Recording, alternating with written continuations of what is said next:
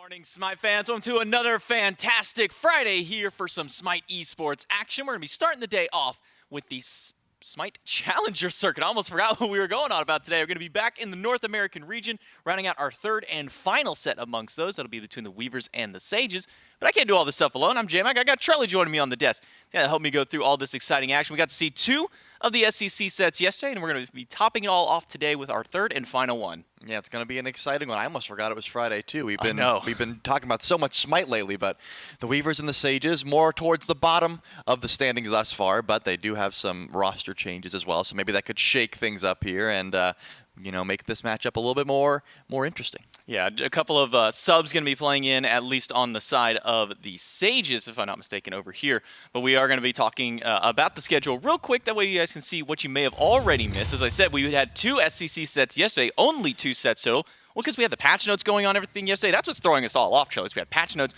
on a Thursday instead of our typical thing. But we had the Eldritch Hounds and the Wardens face off. The Hounds took a 2-0 to keep maintaining their number one seed spot from phase number one. And the Chivalva Storm found a 2-0 over the Yomi Tanuki.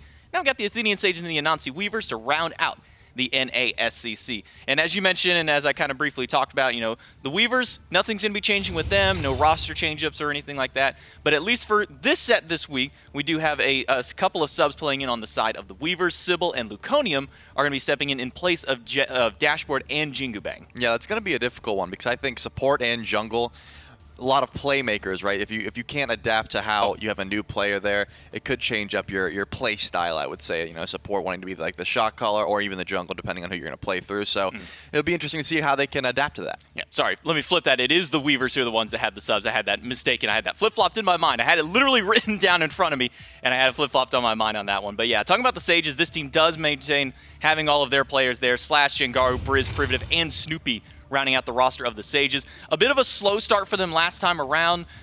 Didn't really have a whole lot of success in the early parts of the season. We're able to find a couple of games here and there, but it really wasn't until Snoopy joined onto this roster that we saw kind of a reimagining of the scene. We got to kind of see some new stuff come from them and finally start to see some success. Yeah, it was interesting because Shimigami, the old ADC, we thought was one of the higher performers on this squad, so we didn't know how they were going to adapt with this veteran player like Snoopy. We know Snoopy can hang. We've seen him play in these at the highest level and at these high levels for quite some time. So we knew that he's a great ADC, but how would he mesh with this team? Turns out pretty well. They did look pretty solid once he was able to get in on this squad. Of course, they weren't able to make it to the actual Masters tournament, but they've still been looking pretty solid once they got that adaptation. Briz has been looking so dominant in the mid lane, even in the matchups where they weren't doing so hot, even when they weren't winning. He still was able to get ahead, find some farm in that mid lane, and make sure to assert that power all across the map. He's one of those mid laners that likes to rotate a fair bit as well, so it's an interesting play style. Yeah, I think Briz is definitely one to keep your eyes on, looking over on the side of the Sages. Even Snoopy, as you mentioned, kind of the veteran coming to this team of mostly rookies. Even Primitive has had some competitive experience in his past time, though. But going up against them is going to be the Anansi Weavers. As I said, two subs stepping in for these guys. Luconium in place of Jingu Bang in that jungle. And on the opposite side of kind of the world there, Dashboard going to be replaced by Sybil this time. Sybil, no stranger to the SEC. Luconium's even been running around in there. But then they're also teamed up with Mando Warrior in the solo lane, Sops out of the mid, and then Chinfu from the ADC role player, who originally for this team was just supposed to be a sub, but based off the performances that Chinfu's been having in some of his breakout portions of the phase, he's become kind of one of the stars of this team. And Chinfu plays so many roles too, as you mentioned. So yeah, it's definitely an interesting dynamic that he added. And I think that Luconium he looked really solid when on those SPL play-ins. We thought that maybe, that team that it was called the Duck Club, it had Ducky on it, that sort of squad, might have had some contention for actually making it into the SPL. Unfortunately, I think they fell a game short.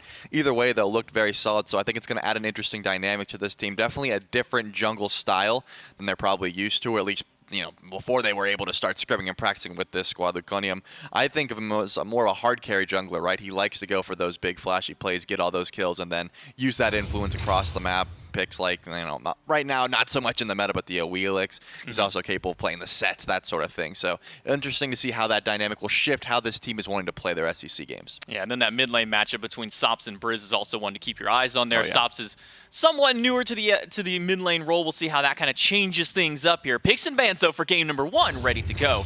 as we hop right in, it will be the Sages on the first pick slot. And coming out of Masters, we are now on the 9.5 bonus patch, so we've seen a slight nerf to items like Deathbringer, so a little bit less crit going to be coming through. Spectral got buffed, Glad Shield got buffed. So we have been seeing a little bit more of the Warriors kind of make their rise in, and kind of most importantly, gods like Osiris that we got to see yesterday with the set that Mifflin and I watched between the Hounds and the Wardens. Osiris is kind of nuts right now, and I wouldn't be surprised if teams were starting to throw some priority towards him. Yeah, Osiris in the solo lane definitely going to be pretty annoying to deal with if you don't have a solid amount of just like penetration, just hard damage to CC him down, that sort of thing. It's going to be hard to lock down the Mummy Man, but Ullr and Baron Somni going to be taken away. Nothing out of the ordinary there. On the other side by the Weavers, the Khepri and the Yemoja, also nothing out of the ordinary. Notably right now, Jingwei and the Chernobog still available. Even with the nerfs to these ADC items, we have still seen a fair bit of prioritization towards those ADCs. Nemesis is going to be taken away as well. These are more so just high meta bans. Not to say that, you know, not anyone can't play them, but right now the Daji, though, that is interesting. That leaves open the Mercury, notably, which has been something that is very highly contested, and both those ADCs I was talking about. So let's see what the Sages really want to try and first pick here, and it looks like the Mercury will be the option. Yeah, making sure to grab that Mercury. We've been seeing kind of the Golden Blade start and then the triple crit rush immediately after, so you can get those big one punches in as soon as possible. That gives the Weavers a couple of options, though. As you said, Chernobog and Jingwei, both available for the Hunter role. Still a couple of other priority options like Kleena available, which we've been seeing a lot of still. Even despite all the nerfs that have come her way, she's still showing to be a strong powerhouse in that solo lane. So no surprise the Mando Warrior would maybe try and grab that one over for his team. That way he can try and get some pressure in that lane. Yeah, the Kleena still has been on the top of the damage charts, even if she's getting ganked, even if she's getting camped, even if her items aren't good. Kleena is still pretty OP at the moment, so that is going to be pretty much a solid bet no matter where she goes, even if it will be a flex pick more often than not in the solo lane, but can also go to that jungle. Heimdall, though, an ADC that we haven't seen too much given the rise of this crit meta. Heimdall, pretty solid with crit. His crits are still going to hit, even though they're going to hit a little bit less. His in-hands just do so much damage, but I think that's going to be a solid, just a very safe first two picks. You don't really have too many counter matchups you have to worry about. Heimdall always going to be fairly safe in that lane. Yeah, it's kind of weird, though, because normally we don't see, you know, a priority Heimdall unless we're over on, like, the EU side of the bracket more than anything. But being picked up here, that's going to leave the Chernobog open. So Jingwei, at least for now, not going to see any priority between these two teams. We have seen some flexibility with this Chernobog towards the solo lane when we had the SPL Masters happening just a couple of weeks ago, and Thoth going to be locked in alongside there. And Morgan Le Fay, maybe a bit of an interesting pick here, Trelly. Yeah, the Thoth is something that we've seen, even though the meta was more so to the Warlock stacking meta. You know, Thoth was still seeing some play just because he's got crazy range. But Morgan Le Fay, something that has not made its way into the mid lane in the pro scene in some time. I mean, last time I remember seeing it is when Scream was playing it in the jungle. It's been a bit. But I think still has some great survivability for Mercury, for example. That Dragonflight's a great peel tool. Mercury has to get, you know, very close to you to try and hit those big crits, and you have so much peel, so much self-peel. So I think Morgan Le Fay going to be a solid bet here. I would have expected that Baba Yaga because we know that Sops loves to play that, but looks like a different style here. We'll have to see how it works out. Now going into these bans, we see the Geb and the Odin. We've seen a lot more Odin as well, just because a lot of these characters don't want to deal with the cage. Look, to be fair, we did just watch an Uzi set, and that's like one of Uzi's #1 go-to picks. So maybe not entirely surprised that we are seeing a little bit of him there, but Geb and then Kukulkan and Athena also going to be banned away. We've seen a little bit of Athena kind of pop her way in and out of the meta between a couple of different players, but instead it's going to be Kumakarn, the next one locked in. And we've been seeing a big rise of him, especially with the amount of hunters and just auto attack gods in general that have been popping up. Yeah, I can't believe that Kuma made it this far into the draft, which is a sentence I didn't think I'd be saying for a while, for quite some time. But given the fact that, yeah, there's a lot of auto attackers, Mercury does not appreciate the Kumba as well, just so much peel. And that's going to be a great setup tool as well as just peel or engage. Kumba's very flexible in that regard. But King Arthur going to be locked in. Pretty solid matchup into Kleena. You can trade blows pretty well, and you don't have to say, hey, I'm just going to like sit back, let you farm. King Arthur can really get in there with like a Sovereignty, a Bluestone, that sort of thing. And Ganesh, that's going to be very annoying to try and get to the backline. Those silences are going to be quite difficult to get. The Kumba's abilities are very telegraphed. You know, like Groggy Strike, for example, you have to charge up. You just get silenced out.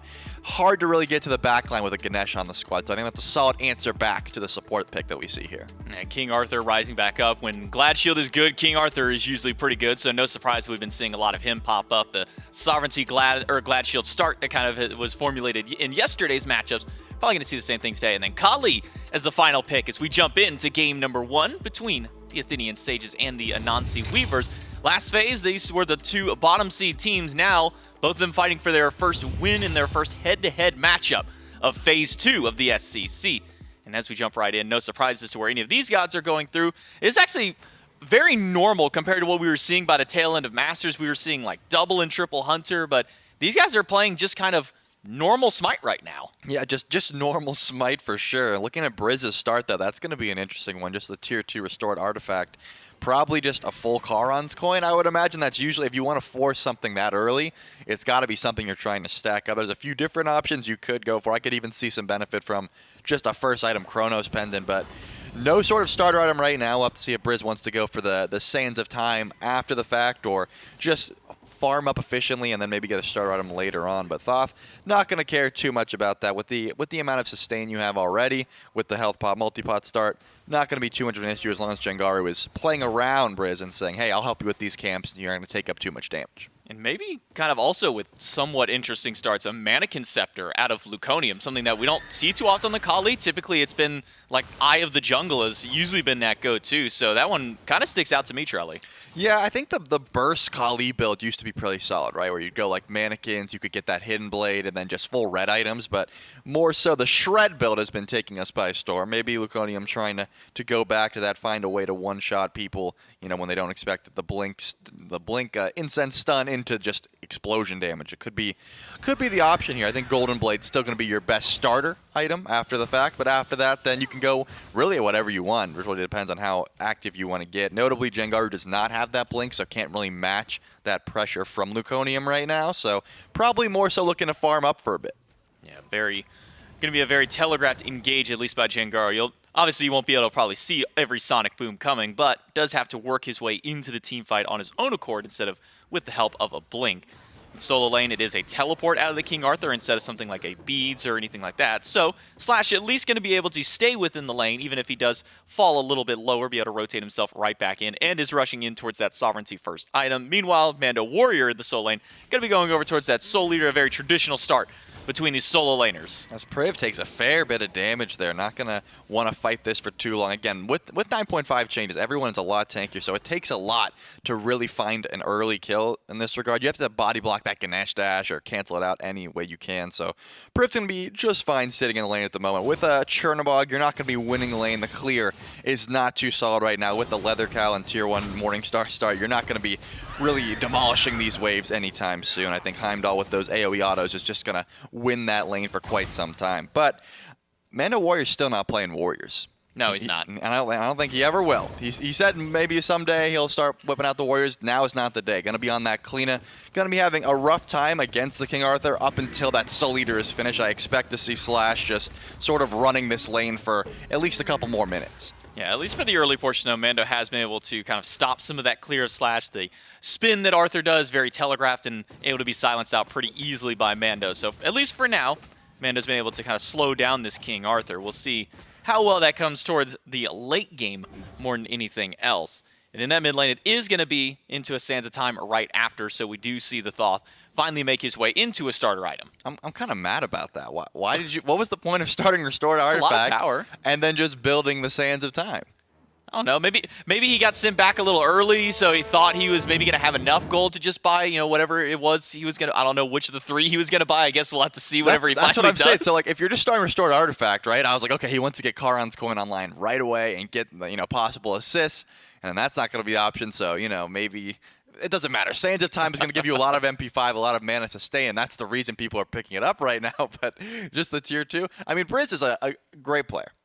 As a massive brain, I'm expecting that there was a reason this was all done, and we're gonna see it come into fruition here. Maybe a triple kill is about to come through, and he'll be like, "See, I told you. This is why I did this start," and then I'll understand it a little bit better. Because I think for your money, you stay in lane a lot longer with the Sands of Time, and then you can finish the items just as quickly, unless you wanted to rush that Carhan's going. True. Well, let's see where that one goes out. A brief pause in the action. We're going to try and get you guys right back into the game as quick as possible between these two teams. And for our first, our third SEC set of the week, if I'm not mistaken, we are only going to have one more of those coming up tomorrow immediately as well. That's going to be over in the European side. But for NA, already seeing some pretty stiff competition. The Elder Town still able to maintain their lead at this point, make sure to still show that dominance as the #1 seed. These two teams are really going to be trying to fight to see if they can make it out of that lower seed, if they can make it out of this 5th and 6th spot. And they've got a lot of work to do so from going on from the previous phases. Athenian Sages, with some of the changes that they've been able to make up to their roster with Snoopy, really was starting to see a bit of a resurgence at the latter half of the phase. So I have high expectations for the Athenian Sages, and maybe with some of the subs on the Anansi Warriors. Obviously, you don't, or the Anansi Weavers, you don't want your subs to be the ones to kind of be the dictators of these games, but we saw what Dame was able to do yesterday on the side of the Shibalba Storm. So maybe if the subs for the Weavers are able to kind of step themselves up a little bit, could maybe see some full roster changes as the phase goes on. Yeah, well, I think they're clearly not happy with their performance, and you always want to finish first, right? And if you're not the Hounds, you shouldn't be happy with how you performed in that set. So I think making some changes here for the rosters, going back to the drawing board, is going to be a solid bet, and we'll have to see if if the subs are able to perform thus far. Right now, no kills on the board, and the farm a little bit in the Sage's favor at the moment, as Slash has to use that upgraded ultimate just to get out. It looks like Luconia might have been able to find a blink there if that ult was not there. So already trying to get very active on the map. That solo lane right now, you see Slash doesn't have any beads to his name. It will be that teleport start. So if he does get caught out by a stun from Kali, it could be disastrous. We do have at least a Warlock's Rush out of Sops, who's going to be dashed on by Jangaru, thrown back to the clutches of Briz. Sops running low. Briz going to dash in. No ult necessary because it's Jangaru with enough punches to take down the mid laner. First blood goes to the Sages. That was a really greedy beads hold there by Sops. You could easily just beads that throw, go into your ult, and zoom out of there. But wanted to hold the beads, didn't respect the damage, and you're going to fall for it. So now first blood goes the way of Jangaru, and having that kill on Mercury is going to start getting Rage online a little bit earlier if that is the build path you want to go. Just Golden Blade into Rage, into possibly Wind Demon, Deathbringer, anything you really want. As long as you're getting crit, you're probably having a good time right now. And Jangaru has that first blood bounty and can spend that wherever he wants. And now just going back to the farm, getting a quick gank. Didn't really use anything to get it either. There wasn't any ultimates used. It was just a dash into a pull. That's it. Yeah, just a couple of dashes by those two players in that mid roll. That way they can take down Sops and get the Athenian Sages off to this early roll. They already had about a 300 gold lead before that gank went through. Now afterwards, seeing about a 1k up over the Weavers. A small purple buff invade attempt, at least by Snoopy and Priv, but not going to get anything out of that. Just kind of see who rotates over, and it'll just be Chinfu and Sybil to hold that. So instead, Snoopy and Priv will just go ahead and pick up their own purple buff on the bottom side. We are seeing a bit of a change up, though, with the Hunter build, something that Miff and I touched on a little bit yesterday, which is now that the Devourer's Gauntlet is not as powerful, Gilded Arrow got a little bit of its nerf, we're seeing a little bit of a change up now in these builds, as we do see the Sonic Boom go through. Chinfu does pop the beads, but it's not going to be enough when there's 3 people there to take you down. Yeah, Jangaru is getting so active on the map right now. Beautiful Sonic Boom, and of course, with the ult out, you'd think maybe Chinfu's able to get out there, but with the beads down, one grab was enough to confirm that kill, and a second kill goes the way of Jangaru, and now not going to be that Rage start. I think the Stone Cutting Sword is going to be that next item, so Jangaru not really putting too much stock into crit, as we see Luconium is wrapping around here. The big ultimate from Slash is down, and Mando's taking a lot of damage. Oh, but Slash has already used his immunity for the ultimate. A good stun by Luconium. A silence coming out by Mando, but the silence portion misses. Slash trying to fight it back. Does spin around a little bit to try and get some damage back through. One veil has been thrown open, but because it doesn't connect in time, Jangaru gonna try and get away from Mando. Mando's been spotted. Finally, Jangaru turns around, finds him, but now it's Jangaru in danger. Another big stun by Luconium, and that will at least finally put the Weavers on the board. And that will be a target for Luconium, so even more gold going the way of this Kali. A great shutdown kill as well. Remember, Jangaru was on a killing spree. That was a 3-0 Mercury that just got shut down, so that's going to be a lot of gold going the way of Kali. A ticking time bomb in this meta right now. The longer you let this Kali get online, the more gold that she's able to accrue throughout the game. The scarier your late game is going to be trying to shut her down, so that's going to be a huge kill for the Weavers and closing up that gold gap a little bit as well. Not down 1k anymore, closer to 700, and now I'm looking to see Luconium get a little bit more active. We saw the target tick over to Slash now, so I imagine the King Arthur probably wanting to play a little bit further back in this lane, giving her even more gold and that health reset. Not going to be the best option. Yeah, a good rotation over, at least from the Sages, to try and bail Slash out. They do. Unfortunately, Jangaru pays with his life going down immediately afterward, but at least making it a 1-for-1 trade. An epic uppercut out of Sybil. We'll hit one. Jangaru goes in with the ult, but doesn't find anybody. Gets Mez out of his dash and forced to use the beads as he was surrounded by 3 Weavers.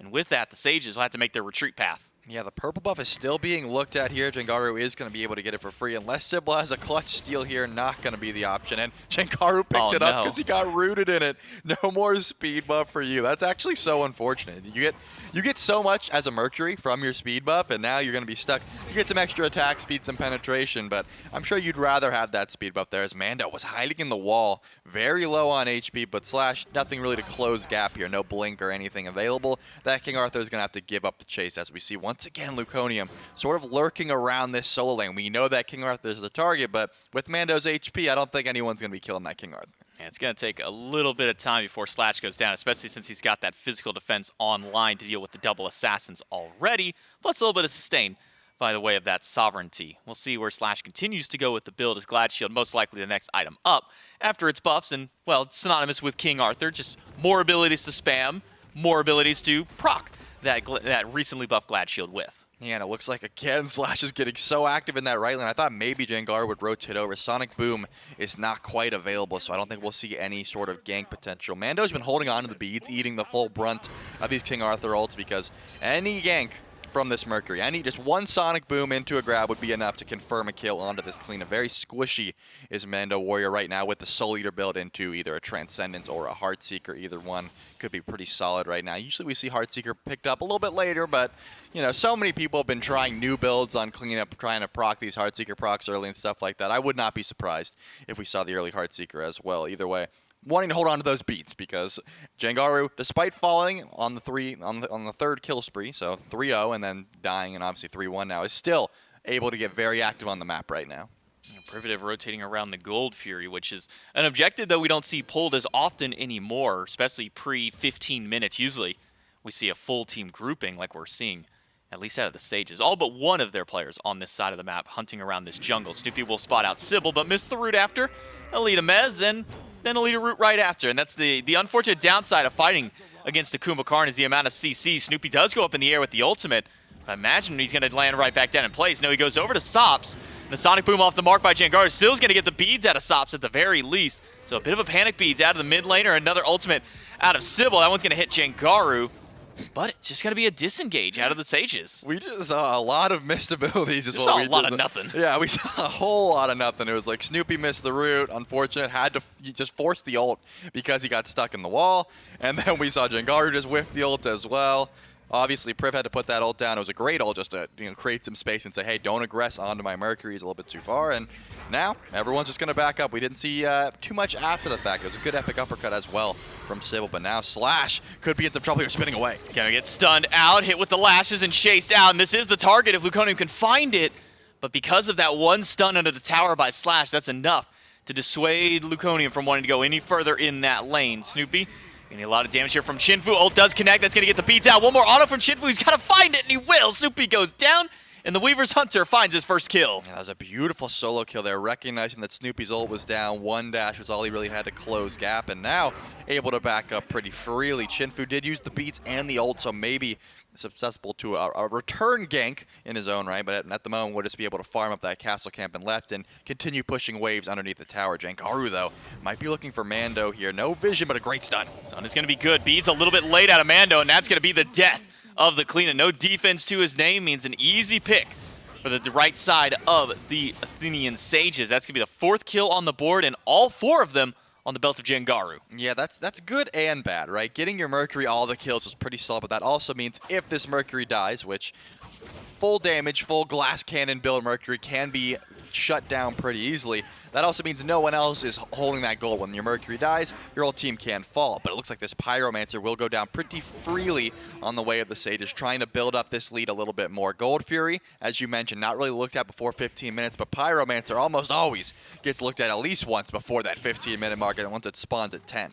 Yeah, especially these earlier couple of minutes after. We've even seen some teams go as far as waiting 5 or so seconds until it spawned for them to hit it right at that 10-minute mark. But we do see it go down around 12 this time. Small group up around the Oracle Harpies. Sybil tries to steal those away, but the experience and the vision goes to the side of the Sages. They'll be able to maintain that small lead they'd built up, about 1,600 gold up over the opposition right now. And Anansi Weavers have found some answers to try and slow this down, try and keep Snoopy down. It is definitely a great call, making sure to keep the veteran player of the squad a little bit further behind. But even with that solo kill that Chinfu got, wasn't quite enough to keep Snoopy away. We saw the Sonic Boom charged up, and it's thrown at Sybil. A big stun onto the pillars. Will put Sybil at low health, but not low enough. Ultimate out of Sops as well. And that'll be a couple ults for a couple over here in this mid lane. Yeah, great ults out, but remember, Slash already has that rotation over, so this Gold Fury could be looked at. Mando is nowhere in sight, and it looks like pinged on the blue buff, so everyone knows where he's at. It's just up to Chinfu here to try and steal this one away. Chinfu's got to make a big play, but he can't get the distance in time. The Athenian Sages do find the Gold Fury of a full 5-man rotation with the help of Slash, making his way in towards that mid lane fight. So with that Gold Fury, even more gold now over into the pockets of the Sages. 2,300 up and 1,100 experience. I've been trying to find a good time to slip this in because Priv does not go for the typical sovereignty build. This is a very early Emperor's Armor. Wow. Usually you see this when you're about to get your Phoenix Siege and you want to power it up, or when you're about to dive a Phoenix, that sort of thing. But Priv getting this very early, going to be helping out if you are trying to dive these towers. Right now a level 11 Ganesh up against the level 9 Sybil, so a little bit extra protection, just trying to dive these towers, slow them down a little bit. That tells me the Sages are trying to get active early. They're trying to find some picks whenever they can. If, of course, Jengaru accidentally ults in a tower, remember Sonic Boom travels you very far on the map. That's going to help out a little bit as well. So I think pretty smart play if that's the play style your team is trying to go for, right? If you're trying to dive these towers early. Now, I was a little surprised with maybe the lack of Emperor's Armor that we saw at Masters. Is an item that was maybe theorized to be a very popular one, being able to reduce the attack speed of those towers with how hard they were starting to hit as of the 9.5 update. Thought maybe we'd see a lot more of that item, but it was largely absent. It's nice seeing it pop its way up now, at least in the pocket of Privative. And not only that, picking up a full fortifying shell. So Privative really wants to make sure that not only can they tank up these towers longer, but they can also do it without taking nearly as much damage. Yeah, against two auto attackers like the Kali and the Heimdall, I think that's going to be a pretty solid pickup here, and I wouldn't be surprised if that's the only one we see. And Snoopy also has that shell in the back pocket, so double shells at the moment. Obviously, if you are Briz, you probably want to get that Aegis because you're up against a Morgan Le Fay in that lane. Going to be a lot of burst damage if you do get CC chain, but look at Jengaru here charging up that ult. Remember, Chinfu he did use the teleport, but his teleport is back up, and both relics are available. So even a very nice Sonic Boom would not guarantee a kill here. And you see Chinfu is playing very deep towards his own tower, probably recognizing that there could have been a Mercury gank at any point. Instead, it's a group up around the red buff. A ward dropped over the wall to see if maybe anybody was sitting inside that buff, but there won't be anyone there.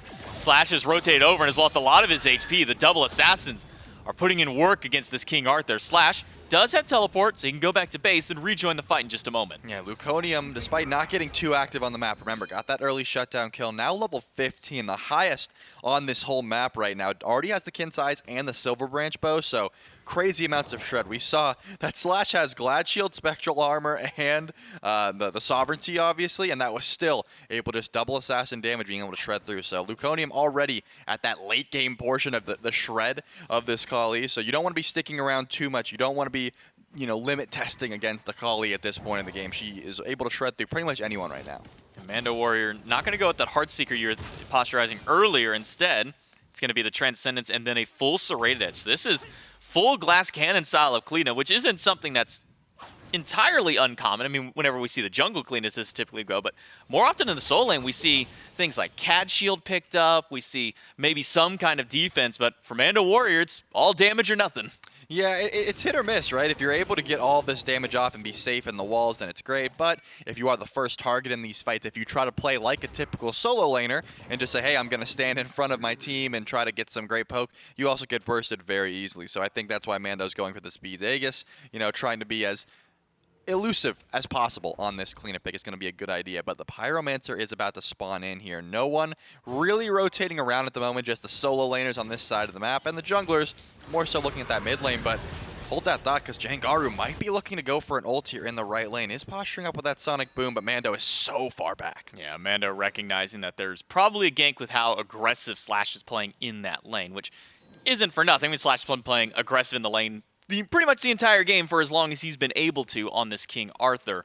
But with that Pyromancer spawned back in, a small grouping by both teams over on this right side. I say small, now it's a 4 versus 4 for the mini objective. Pyromancer hasn't gone down just yet. Athenian Sages do manage to secure that one, despite the best efforts of Sops. A root comes out just to make sure that everybody can stay away. Snoopy has rejoined the fight now, with his own ultimate. Sonic Boom into the back, doesn't find Sobs, but he will still get the beads after. And the epic uppercut by the Kumakarn is going to send Jangaru crashing down, but Briz is able to pick up the kill anyways. I'm amazed that Jangaru was able to live here, but now they will be able to dive this tier 1 tower. Sybil goes into the passive, and they have some auto attacks, but there's still 4 left. They can't finish this. And Luconium has come through, but that silence is insane. The destruction comes through, a triple stun out of Luconium. He's going to get rooted out, not quite enough damage to get anybody down. Briz does find Sybil after the re-engage by the support, and with Sops going low, should be an easy pickup for Slash. And there will be just the tier 1 tower and left down. Shinfu was not able to make that rotation over, so a massive fight for the Sages. So many low health bars there, J-Mac, but just not enough confirmation. I thought maybe Sops was going to be able to finish up one of those, but not going to be the case. And Sybil doesn't die in the passive, but tries to rejoin the fight after the fact and still goes down anyways. So great play from the Sages. That Oni Fury could be on the board now. You have quite some time before Sops is able to join the fight, about 18 seconds. But given the way that this King Arthur is posturing, Slash is at the left side of the map at this red buff. They have to be going to try to pull this. Red buff does get started up. Oni Fury now being surrounded by the members of the Athenian Sages. Only Shinfu in the area once again to try and stop this one. Mando Warrior on the way, as is Sybil. You can see the ward coverage. Knowing that this is happening, the Athenian Sages will grab that one. A very close call. Shinfu almost taking that one away. Mando throwing some damage out through the wall. With the Sages getting the Oni Fury, it's another objective for their pocket. Yeah, the Sages are definitely looking to get aggressive here as they go for this red, but beautiful by Priv. And a Warrior in the backline very low. Will have to stay out as Snoopy is zoning him away. Privative, half HP, being chased out by Shinfu, but Shinfu used his teleporting aggressively. Snoopy goes in with the ultimate straight to the wall and is waiting for his chance to find a way out. The route is good by Sybil. Mano does a lot of damage in, but Sonic Boom from Jankaru will make sure to close out the assassin in the solo lane. Yeah, this fight could be going good. Luconium is wrapping around here, doesn't have the blink enabled, so you won't be able to get to the very far back. Sops could be in some trouble as well. Sops is healing a lot, though, with this ultimate. Jangaru has finally closed the gap, and Sops should go down with one more hit. Jangaru once again on a killing spree now with a 6-1. Luconium finds a double stun, but will find his way out with that stun. I was going to say, at the beginning of that fight, Luconium already was level 19, ahead of everyone once again, just sort of went over to that solo lane, decided to push some waves, and then I thought maybe this Kali would have a massive rotation into the backline, but no blink available, didn't have the beads either. It's very hard to dive with this Kali, but Luconium will be finding a kill on a Slash. That's a target reset, and now could be able to dive Priv as well. Finally able to get that reset for himself. He's been sitting on that Slash one for a while. Privative was nearby, and that's another reset. Give it the double for Luconium, but with no ultimate, not willing to dive under to try and take down Briz, especially with Jangaru right behind Sybil low, but Sybil will find his way out. Shinfu trades out and gets at least an extra little bit for his team. 3,700 gold in pocket ahead for the Athenian Sages, but two good picks in the tier 1 for the Weavers. Yeah, right now the Sages are looking good, right? They have this gold lead. The fights have been going there well, but you're still looking at a level 20, 3-0 call lead that has hit late game by 20 minutes. And, you know, didn't really have too much to engage during that fight. I think if Luke is there with relics up, that could have went very differently. There were some very low health bars there. Jangaru's still trying to farm up, trying to reach that level 20 point upgrade to that Seer of the Jungle or Protector of the Jungle, respectively, trying to match some of the DPS that this Kali has right now. If you're the Weavers, you still have a great fight back in here. You just have to stall a little bit, set up for this Kali, let Luconium get his target. Already the upgrade into the Mannequin's Mace as well, so much shred coming through. There's still plenty of reason for the Weavers to try and fight this FG, try to fight back into this game. Yeah, there's no reason why they can't. I mean, with all these towers up, there's still plenty of time for them to try and fight around objective. Luconium spots 2 in the jungle, so he'll back himself away, even with having Mando Warrior sitting right by. But Jangaru does have a few stacks on his Rage now, a Deathbringer added there, so decent crit chance now for the Mercury alongside the extra movement speed that he got from those previous 2 items. So now as level 20, Jangaru should be able to go back once he's got the gold in hand, a few hundred away from finishing up that starter item. Yeah, that's going to be a big power spike, because obviously Jangaru has 6 kills right now. Pretty active on the map thus far, but remember, that you don't want to try and go to the backline as a full damage Mercury into Kali because she can simply immune death. Slash, though, is going to be in some trouble here as Luconium has made the rotation over, but Snoopy goes into the ult, and that's probably the sign to back off. Well, Snoopy still walking up. Beads were popped early on into the fight, a dash in aggressively, but Snoopy not landing very many auto attacks, if any at all, up against Luconium. So the Weavers will be fine, but the Sages are now setting up around the Fire Giant ward. Has been taken away, and now with all 5 of the Sages around the pit, the Fire Giant started up half HP. Knockup is good from the Fire Giant to slow down Priv at least for a little bit.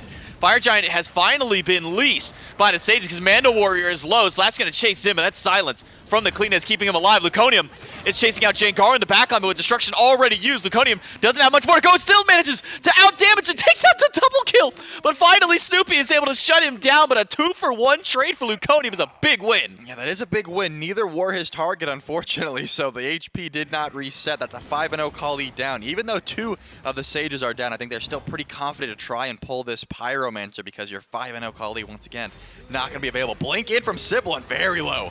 Will find a dash out. Stops, finds the knock up, and Mando finds the dash back in. Briz low. Briz dashes out, and the veil is torn open, but Briz is going to be fine at least for now. With Slash coming into zone, Mando Warrior will not continue the chase under the tower. Yeah, great zone duty there by Slash, making sure that Briz is able to safely retreat here. I don't think the Weavers are able to pull the Fire Giant, but Pyromancer should be a pretty easy get for them, as Sybil is going to rejoin the fight. Remember, he had to back very early on. With the DPS that they lost, not going to be able to do anything else now. I think it's just going to be a full reset here as that Primal Fury spawns back in on the left side of the map.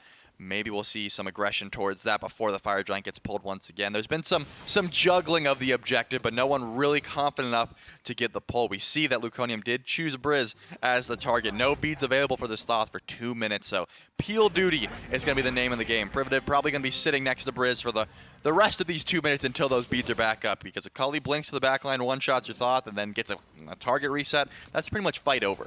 And talking about also unfortunate RNG, I mean, when Jangaru and Luconium are both sitting so low, all it takes is one crit. Sops needs more than crits. He needs a lot of lifesteal to get back up. Snoopy does manage to find the pick on the mid laner of the Weavers, so that's a lot of instant DPS burst now lost by the Weavers, but not enough for the Sages to go for the fire. Luconium wants to kill on Briz, does get it, and that's the reset for the Kali. Destruction pots early, and Sonic Boom is good. Luconium is low, and Luconium is gone. Slash picks up one, but Mando Warrior makes it a 2-for-2 trade. Slash in the backline, but Shin Fu is going to be picked up by this King Arthur. He will land down, silenced by Priv. Will slow down the Weavers just a little bit, but a good double root out of the support is going to slow down the Sages a little bit more, but the root by Snoopy in return, even better. Now 3 versus 2. And the Sages are the ones with the advantage. Yeah, the Sages have their ADC alive and the Weavers do not, but that doesn't mean a Fire Giant will be pulled. So many dead. Obviously a 3-for-2 trade. No one feeling confident enough. Maybe the Sages could sneak over to that Primal Fury before. You've got about 25 seconds, but Mando trying to clear off some vision. Make sure, if some objectives do get pulled, if this Fire Giant is looked at, Mando can probably hide in the wall and just make the lives of the Sages hell. There's nothing you can really do about a Kalina hiding with that FG. There's a Heartseeker been built already, so Rated Edge is full damage. Glass Cannon, Kalina hiding in the wall. You don't want to pull Fire Giant into that. No, that's a lot of damage that this Kalina can throw out, especially with at least one, if not both, charges of that ultimate. Primal Fury sniffed here by the Athenian Sages, but not going to go for the pull. Instead, we'll just at least settle for the Oracle Harpies now. Just a small sniff. Just a whiff. A waft, if you will. There you go, a waft. That's the scientific term, a waft of the Fury. But that waft will now say, you know what, we're just going to go ahead and try this one out. We'll see if we can grab this. And, well, there's nobody from the Weavers to stop it. Instead, they've all rotated towards the Fire Giant. And the Sages have got to recognize that this is the call. Snoopy is going back to base, but he can teleport himself right into the fight. But the Weavers don't go for the fire. Instead, they just walked over. Yeah, I think they recognized once they were on the Primal Fury, like, hey, maybe we can go for fire, but there was a ward on it. It took too long for them to get there, and, you know, Snoopy can just ult back in. So not a free pull by any means. If they got there a little bit quicker, maybe. We saw Priv take a lot of damage from Mando hiding in the wall there, and Jangaru's not looking too healthy either. So I think the Sages are going to have to reset here. The Weavers could have a chance to try and go for a pull if they have enough vision. If they recognize that Snoopy might go over to the left side to clear that wave, I would not be surprised if they did go for the pull right now that tier 1 tower is on the menu. It will go down. Mando inside the wall. Sybil going back to base means that maybe no further push on the tier 2.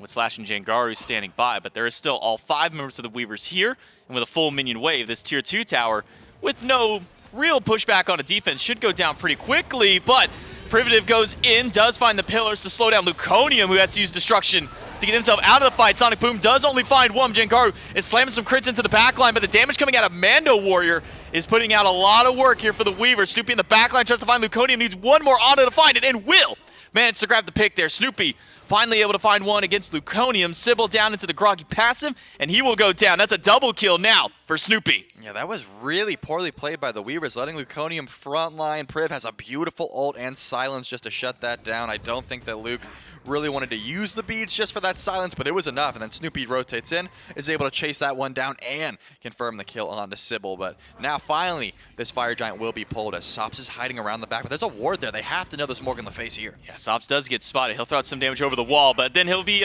spotted out by Jangaru behind, thrown against the wall right to his own death. Jangaru picks up the 16th kill of the game for the Athenian Sages. Fire Giant was leashed, but has been started up one more time. Mando Warrior's here, and there's a lot of damage that this Cleanup can throw out. The beads and Aegis are up, but Mando Warrior doesn't get a chance to use them, and Shinfu might not have a chance to get out either because Briz finds the root and the shots right after, plus the Fire Giant. Athenian Sages are just picking the Weavers off one by one. Yeah, that's the age-old, hey, I'm going to go defend Fire Giant. Oh, I'm dead. Oh, now I'm going to go, and it's probably low. Oh, I'm dead too. Everyone just walking in one after another, trying to steal that Fire Giant away, trying to make the hero play. But now you just have staggered death times. It's about 40 seconds before the whole team of the Weavers is back up all at once, and plenty of time for the Sages to use this Fire Giant to rotate around the map. We've got some time now, so I can dissect what Snoopy has done with this build. Obviously, the Transcendence Atalanta's bow, pretty normal. Fail Not, I've seen a lot in ranked on the Artemis, for example, or something like, Apollo, where if you're using that ult to engage and chase down,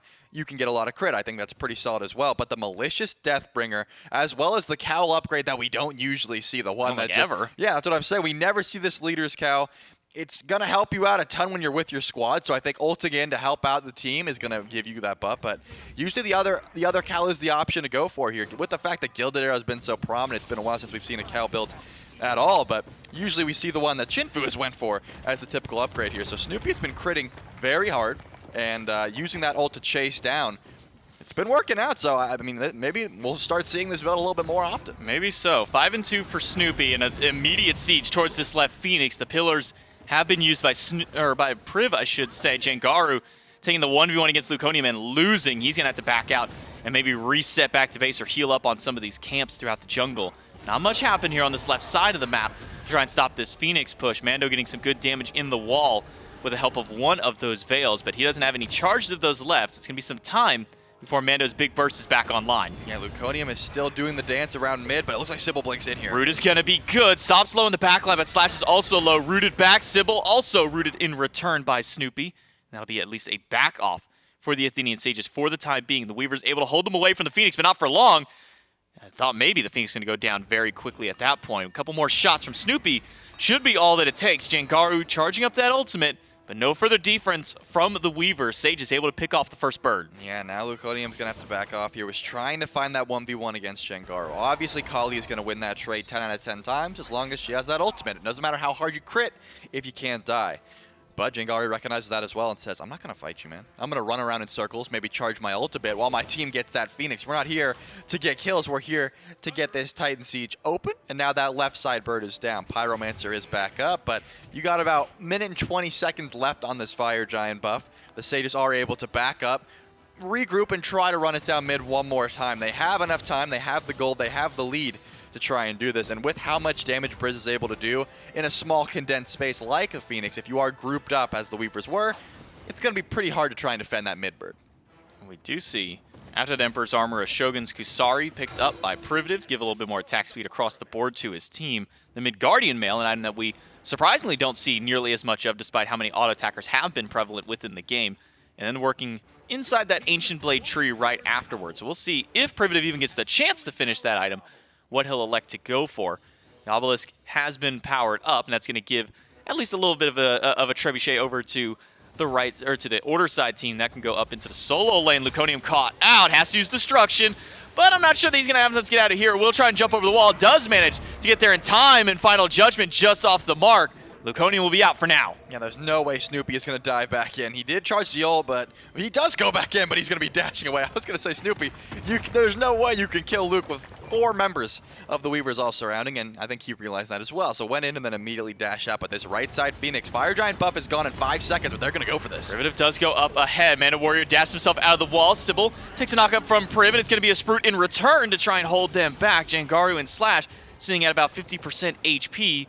but Shinfu and Sops themselves also very low on the back end. And there's a left side. Fire minions are about to pour in. Someone from the Weavers is going to have to back up and defend, and that's when the Sages might want to try and push in here. Remember, Fire Giant buff is gone. This is just by the skin of their teeth. They're trying to go for this, and the right side Phoenix will be under siege again.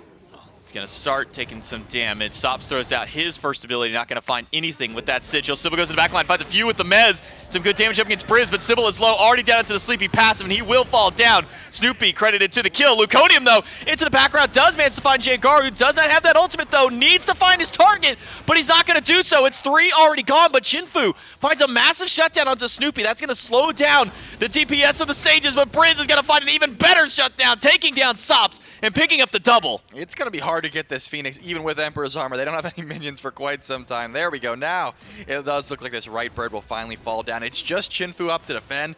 Lots of low health bars. I can't imagine the Sages are feeling confident enough to go for one more. With that Trebuchet in mid as well, they wouldn't have minions for quite some time with that mid Phoenix. So they are just going to have to back up here, do a full reset.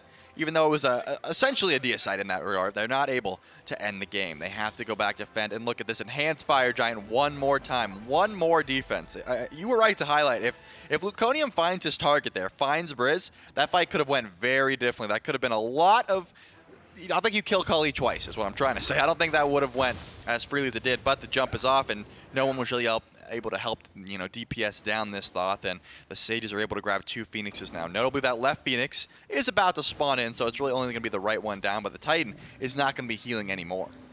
And Sybil got evaporated in that last fight. Went in and found 3 with the Mez, and then as soon as the Mez wore off, instantly he got turned on, dropped down into that Sleepy Time passive, and then he got to be a remaining non-factor for that fight. The Fire Giant started up by Slash. Shangaru is back, has that crit online, so he's swinging pretty hard. And this Fire Giant, not a chance that any of the Weavers are going to be able to make it in to stop this one. That'll be a free enhanced Fire Giant going over to the Athenian Sages. Yeah, and Mando Warrior is on the left side of the map. I imagine Snoopy could, fly over there if he wanted to get the 1v1 opportunity and try and stop that, and he does do it. And it looks like Snoopy's going to try to win this one, and with his build, I didn't think there was going to be any question. The second I saw Mando on that wave, I was like, Snoopy wants that kill. He's going for it. Yeah, Snoopy does find that 60 seconds on the respawn for Mando Warrior with 2 Phoenixes down. Well, 1 respawned and now pushed up by Snoopy. That mid one will be the Eye of Interest for the Athenian Sages. It's the only full health and fully healthy one, I should also add, that needs to be dealt with. Jangar is sitting on the right side of the map, charging up this Sonic Boom, maybe trying to find an opening that he could use to dash in. Luconium gets spotted out on the opposite side of the map. Jangaru has now turned his sights there. Does find the blink pass. Luconium uses the beads, uses the ultimate instantly right after, but now has nowhere to go. The CC locks down this Kali, but the jump is good, at least to get him out. But will Sybil be able to make it out? Yes, he will, at least for now. Yeah, Luconium had a beautiful stun there. Snoopy's in the backline, though. He's going for the Titan, essentially, trying to kill. Once Priv drops the ult, I don't think they need to get any more picks. They can go for this Titan. Does find a big crit. Sop's able to shut down one, but the Titan was already half health by the time that anybody was able to make their way to that fight. And the Athenian Sages, after 35.5 minutes, able to close out game number 1. Yeah, I mean, the Sages look good throughout. Obviously, the Weavers had some shouts here and there where it looked like maybe they were able to return that kill. Luconium sort of carrying the weight of, hey, maybe if I get this passive reset, we can win this fight. If he doesn't get the passive reset, obviously they lost the fight, and more often than not, he was not able to get those resets. Kept them alive in the game till about 30 minutes, but the Titan was just too low, and Snoopy finding that clutch pick on Amanda before the siege even started. A 4v5 with Enhanced Fire Giant, that's usually going to go your way. Yeah, it's not the best way to try and defend when you're already at the end of the game at that point there. So the Sages do find game number 1. We'll take it to a quick break, and we'll get you guys set up for game number 2.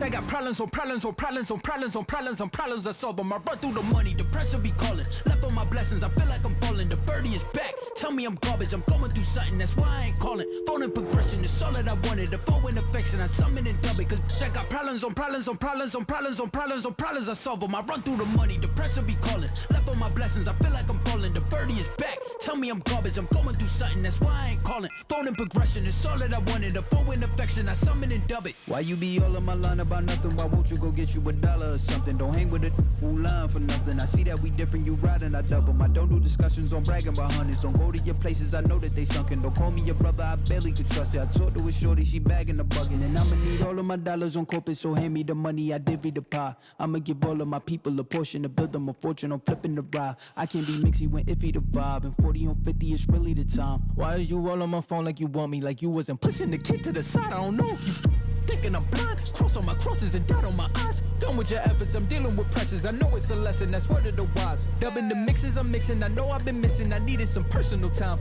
All the pictures, dimensions, I don't with your digits. I mean it, I'm staying inside. Cause they got problems on problems on problems on problems on problems on problems. I solve them. I run through the money, the pressure be calling. Left on my blessings, I feel like I'm falling. The birdie is back. Tell me I'm garbage, I'm going through something, that's why I ain't calling. Phone and progression, it's all that I wanted. The phone in affection, I summon and dub it. Cause I got problems on problems on problems on problems on problems on problems. I solve them. I run through the money, the pressure be calling. Left on my blessings, I feel like I'm falling. The birdie is back. Tell me I'm garbage, I'm going through something, that's why I ain't calling. Phone and progression, it's all that I wanted. The phone in affection, I summon and dub it.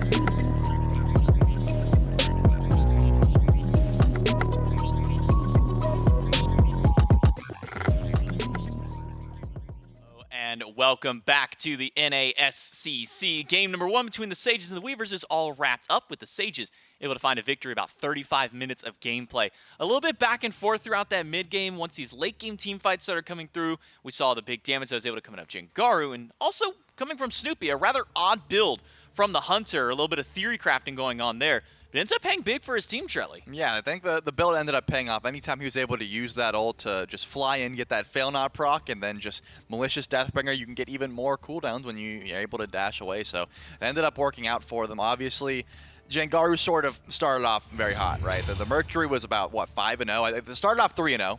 Then got shut down, and then was 5-1, just finding so many ganks early on. And when your Merc is able to get the whole squad ahead like this, even though getting credit for all these kills, you still get the assists, you still get the lane pressure, that sort of thing.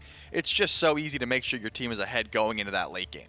Jengaru able to get at least the early ball rolling, and that did then later set up for Snoopy once this build of his came online, to be able to find some big damage in these late game team fights.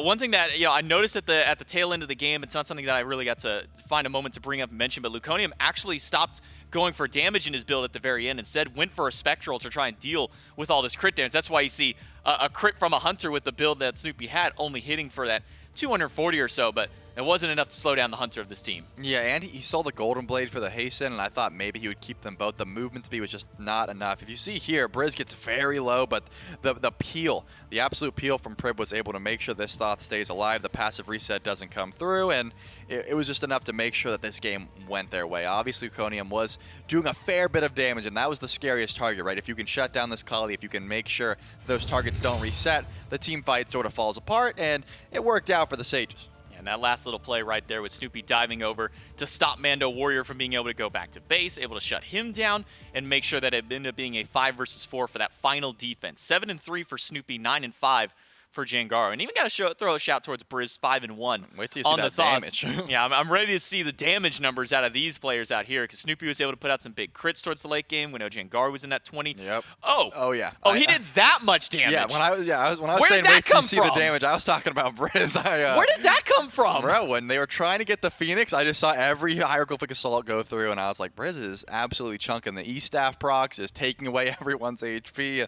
That's the issue with this Thoth pick, right? It's easy to kill, but if you have someone like Priv who can keep this Thoth alive, keep this bird just running away, trying to chase into the Thoth, you're getting hit with 50,000 damage in 30 minutes, and Sheesh. that's all it took. Not only that, 72k mitigated from Slash as well, and unfortunately for Mando, who was going for the Glass Cannon Assassin solo style that we were seeing popularized by players like Nika when he was playing Bastet solo, doesn't have that same level of defense, doesn't have that same level of output that Slash was able to have there. We'll see if there's any changes by the Weavers for picks and bans in game number 2. We'll see what does yet end up getting changed around. We'll see if any new picks or any new bans at least kind of surface their way through here. I gotta imagine maybe the Mercury doesn't get to make its way to a first pick though, Trelly? Yeah, well, the Weavers have the option here, so they don't have to ban it away. The Sages immediately are going to answer back and ban that one, and I wouldn't be surprised if the Sages banned away the Kali, and I wouldn't be surprised if the Weavers banned away the Thoth, and right now that's exactly what we're seeing. That Kali is still available, but that Thoth was taken away by the Weavers. Now Uller answering back, that's just a run-of-the-mill, don't want to deal with Uller in the mid lane or in the ADC role, take that away, smart bet. And if it's going to be like it was, I imagine Yamoja in that slot, but it's actually going to be the Bear, and so Yamoja and that Kali both got through here. Now the Weavers have an interesting decision to make. What are you going to try and prioritize? I don't think the Kali's that high on the prioritization. It was just one of those picks that I think slotted decently well there. Kalina, however, is just going to be the run back here, trying to get Mando on some great damage and a safe pick. Maybe a different style of build could have helped out in that solo lane. Maybe so. We'll see if the Kalina solo one more time kind of pans out. It's always that question mark. You know, your first pick is that god that you want to be, that you're saying, this is the god that we want to carry this game. This is the god that we think has the most priority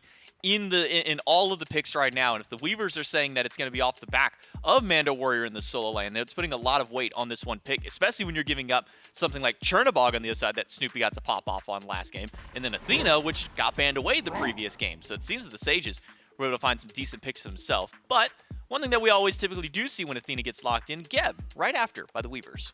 We did see Chinfu solo Snoopy.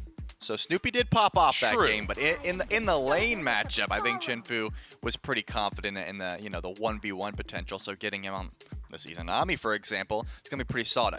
Notably, Chernobog doesn't really win many 1v1s in that lane, right? If you're just sitting there farming, not gonna be the best. Your ult is more so used for global presence, trying to help out the team, that sort of thing. So I think he's gonna get the better end of those trades. Now that you have this gap, a very solid counter into the Athena, as long as you yourself are not getting taunted, that Stone Shield gonna cleanse that taunt every time. And Nemesis, something that was banned away last time, is going to be the option for the Sages. So double globals and a Nemesis, I think they're pretty happy with what they've received so far as well. Yeah, that's not a fun comp to really go up against that the Sages already have locked in. And now as we jump into the bans, I was going to say, now that Mercury's already taken away Kali, the performance Luconium had on it last game, wouldn't be surprised if that got banned away. It does, alongside the Bakasura, so a couple of jungle targets on that way. Meanwhile, the Weavers, they're going to take away a few of those mid selections. Iset and Baba Yaga now both taken away. And we've seen just how much Baba Yaga has been able to do, especially now that being able to rush into the Warlock staff with how many stats that gives, even going sometimes double or triple stacking, especially if you're going for something like Charon's coin. I'm surprised, honestly. I don't think Briz really goes towards that Baba Yaga. Sops likes the Baba Yaga, but Briz, when I think of Briz, I think of the Agnis, obviously the Thoth that's been taken away. So I think there's a few picks that in that mid lane Briz would prefer over that Baba Yaga, but that will be the pickup here for the Weavers, whether that's in the mid lane or the jungle. Still yet to see. It's I think Luconium does love this fast farm style, right? Like the Kali, for example, and that is actually going to be the set. Both have some flexibility there. That could be a Poseidon jungle and a set mid. More often than not, we probably see that set in the jungle. So I'm going to hedge my bets on the Poseidon being in the mid lane and the set being in the jungle. But pay attention, they could be switching up, and Briz does go to the Agni, maybe because the Baba was banned, but in my mind, that's where he was going anyways. Yeah, I mean, this is kind of a number 2 go-to, at least for Briz, when the Thoth wasn't available to him back in like the SPL and SCC play-ins. Typically, Agni was that next go-to. Now, obviously, Agni at that time was at the top of the meta alongside Thoth between those two, and then Zeus. But still a very comfortable pick over for Briz. We'll see how that one works out for him in this game. Pumped out 50k player damage in game number 1. We'll see if he can hold that same level here in game number 2. Let's jump right in to the matchup between the Sages and the Weavers. With the Sages up 1-0, the Weavers have a lot that they have to do in order to fight back to keep their set alive. It will end up being Sops taking the Poseidon, so you were right on the call to make sure that set does go into the jungle. Yeah, now, I think that Luke still has a lot of weight on his shoulders here. We talked about, first picking Mando, that clean end that he's going to have to perform, and obviously that goes without saying. But this set, with a Geb shield, is going to have to get to that back line, destroy these carries, and then get out, right? That's the same sort of playstyle, quick farming, get online, and help get this team to late game, because the Poseidon is very hit or miss, and it's essentially, did you hit the Kraken or did you miss, right? And if you are hitting the Kraken, did it get Aegis? So that's why you usually see people building some auto attack, building into the Trident, trying to get as much damage as possible, because when your Kraken's down, you can't really fight unless that Trident is swinging. With the Eye of the Jungle start, I imagine Sops will probably be going for that Doom Orb, and then putting some points into that second ability and trying to get some auto attack damage online because of the attack speed you get from Eye of the Jungle. We do see the 2v2 in the mid, going for a little bit of different start that we saw during Masters, and right now that start seems to be favoring Luconium. Hits level 2, does get that Sandstorm. It's going to be a Tidal Wave right after, but Sops does not connect that one, so Briz will be just fine. But the beat now taken away by the Sage's mid laner. Briz going to have to play a little bit more passively in this mid lane. Yeah, not too much CC you have to worry about except for that Whirlpool. You cannot dash. You can't use that Flame Dash when you're in the Whirlpool because you're crippled, and you can't Beats Dash because your beats are down for quite some time now. It's going to be something you don't really want to deal with, and you probably are going to stay back pretty far in that lane as is. Same sort of start, though. Briz going for that Tier 2 Chronos Pendant, and just potions, right? Not going to be backing for Sands of Time. I mean, probably will be backing for Sands of Time, rather. Not really wanting to stick around for that full Chronos Pendant. You just don't have the sustain. You don't have the MP5 to try and stick around that long. So Priv does not get the taunt at all for the first 2 levels, so it'll be at least one more before we see Priv with his proper engaging tools. And seeing, that Briz is now down on his beads, might be a little bit of time before we see Jangaru try and go for any of these mid lane aggressive plays, especially with Kraken going through. I say that, but Jangaru's already gone in, does get the Tidal Wave out of Sops, finds some good damage on the mid laner.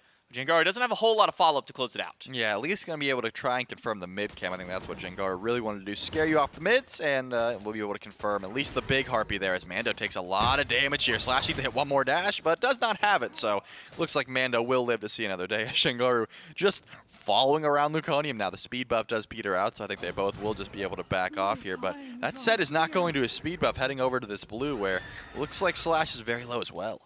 We do see the Battle of the Bluestones, at least over in this right side of the map, and for now at least Slash has been able to get the upper hand. Taunt by Privative will pull Chinfu off the purple buff and at least delay that buff going down for a little while longer. Chinfu not willing to hold on and continue that pull there, as Snoopy is able to get some free farm by himself over in that dual lane. That's going to force a wave under the tower potentially, and at least have Chinfu lose out on a little bit of that gold, but it shouldn't be too bad, at least early on.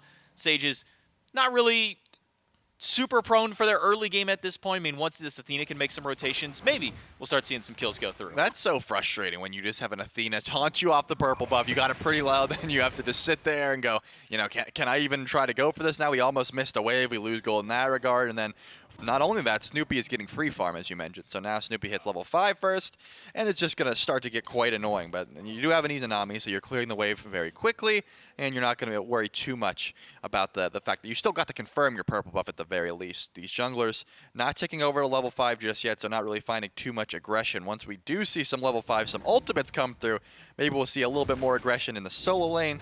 I think both of these solo laners are pretty killable here in the fact that Blink for Slash and Beads for Mando. Mando's going to have to play pretty safe, but does tick over level 5 first. It does hit that level 5, holding on to his Veils for now. Slash just ticks over to level 5 himself, so does have that CC immunity and the Execute available to him in case anything it does go awry in that solo lane. Sops hovering around the jungle. The Oracles are about to respawn, and making sure to get some early vision control would be strong, but again, it's only going to last there for a little bit of time. Gold Fury, as we mentioned in a previous game, isn't something that teams typically go for until around that 15-minute mark. I think we saw about a 13-minute one last time around, and it required all 5 players to be there to grab that one. Jangaru does blink in with the ultimate, but Mando able to get into the wall just in time, and that'll be at least the end of the engagement for now. Luconium does find some damage with the Skewer, but with the Execute out of Slash, that will make him to get out. Snoopy, though, does rejoin the fray, doesn't find the root, and now that should be the end of the fight. Yeah, that's interesting. I mean, Priv didn't have the ult, obviously, so you weren't going to get a defender of Olympus over here, and Snoopy says, maybe I'll fly over, but I guess if Priv holds the wave, then Snoopy really doesn't lose too much. It's just the question of how long can Athena stay alive with that full wave, and it looks like the duo lane recognizes this as well, and Shinfu and Silver are going to try to put some pressure on Priv, but they're going to invade the Heartbeat. They're going to say, you know what, forget it. We're going to let Snoopy get this wave. We're going to let that ult go down for free, and we're just going to take away as much farm as we possibly can. I think it's a great heads-up play by Priv to say, hey, you go ahead and ult over. I can't make it. I'm not level 5 yet, but I'll hold the wave for you so you don't miss anything. Get you a support like Priv. Like, every other support out there, maybe outside of the competitive ones, but like in your normal games, your ranked games, every other support would have taken out. I would have taken that wave like, hey, you left? That's a free wave for me. I'm going to grab that. But Primitive holding on to it for as long as possible, waiting till the next wave comes in, so that way Snoopy loses out on minimal farm for that engagement towards the right-hand side. And that at least does keep the Sages in the game. They're down about 200-300 gold at this early portion, though. Most of that pretty much negligible at this point. I mean, 100 to 200 gold and 1,000 XP, it's really nothing this early on. Yeah, it's not going to be too big of a deal, as we know that both junglers don't have their ultimates for quite some time. We saw a little bit of a aggression in that solo lane, but as you mentioned, with Slash just ulting out, not too much aggression to be had. We saw the re-engage, but Snoopy not able to find a route either because Mando was holding onto that dash. And now we're back to the farm game, just trying to find where you can find these little wins. Someone pushing up a little bit too far here. Slash does have the ultimate back up as well, so that avenue is already passed. There's no real aggression onto that solo lane unless you can block out that ultimate, trying to block out that escape. If you save your teleport on set, maybe you can try to make that play, but you have to use the teleport to even get some damage down. Luke taking a lot of damage. Luke will eat a couple of bombs with the last one off the mark, so Conan will be able to teleport over the wall. Holding on to those beads, playing very patiently, maybe recognizing he would be able to find a path out, even not needing them. But an ultimate in, Jangaru will dash over towards Chinfu. One dash is good to get Chinfu out for now, but the beads have been popped early on. With 3 people here, nowhere to go for the Izanami. First blood to the Sages. But a massive triple ult on the way out. Just, hey, big silence. You know, it was unfortunate that you didn't save your beads the whole time, so Chinfu wasn't able to get that one off, try and peel for himself. But you did get 2 ultimates down as well, so that's going to help you out a little bit if you don't want to deal with some of that global presence. I think right now the Weavers have an opening to try and get active. Once Chinfu gets back up, there's going to be about 40 seconds or so where there won't be any ultimates to try and use on this left side of the map, maybe try and force something. You have the Kraken, you have Sop, there's no Aegises on the map, so you have this big burst tool to try and force something. But given how slow paced these games have been, unless the junglers are getting active, I don't imagine they're going to try and force anything just yet.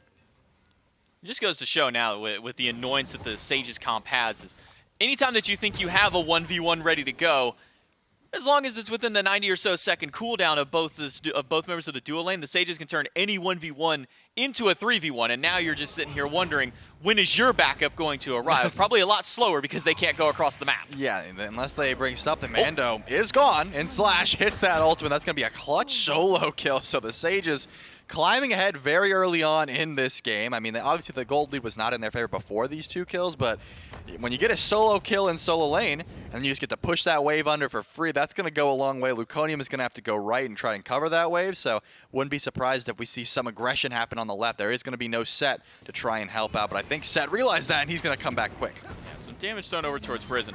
Chinfu dashes away, still slowed down. They don't know which direction that he went, but there's still attention diverted over this way. Snoopy sees the Geb roll through, and that will be the end of the engagement.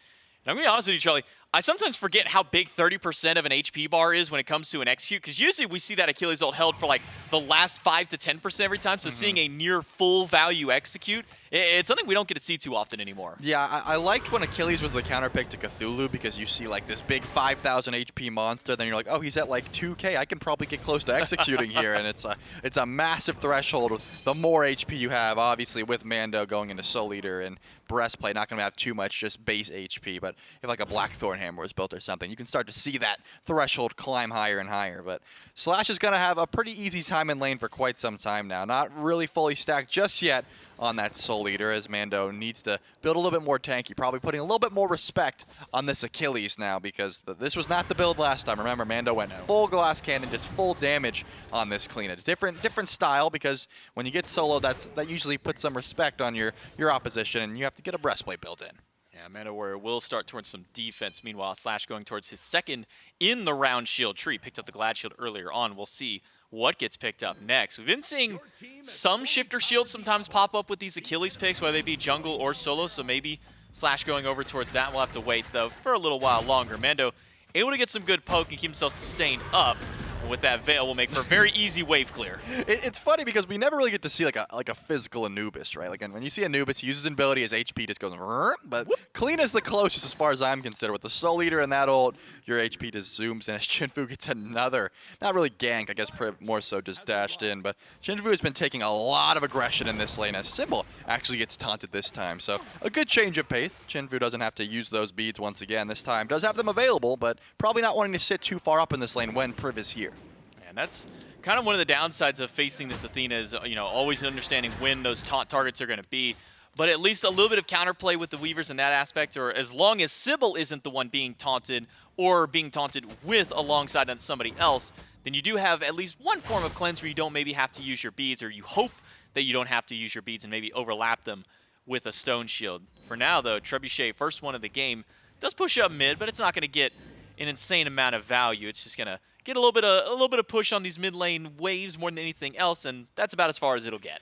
Sops has not used a Kraken while there were no Aegises on the map. This has just been holding on to that ultimate. I guess there's no real engage opportunity as Luconium is trying to get aggressed upon, just trying to get some back camps, and now he's going to be in some trouble. Will dash away, but stun is good by Briz. Needed one more bomb. Movement speed is good. The stone shield to guarantee that he has the extra distance, but now Sybil may have stepped too far for a Kraken to zone Jengaru, but it's not going to hit. Sybil will go down with the rotation from Slash. Sops taunted back in, beads early on into the fight to try and get him out, but Sops at half HP under the tower is enough for the Sages to back off with their third kill. Yeah, they have the rotation over. I'm surprised that no Gold Fury is being looked at yet. They know Mando's in right, and Shinfu is lurking around. Red buff will be looked at first. I guess no real burst damage is the reason that nothing's going to be pulled here. Briz did go back to base as well, so Gold Fury is going to be safe for now, and it looks like with everyone backing up, that's not going to be the case. Luconium just wanted to go for some back camps, invade those.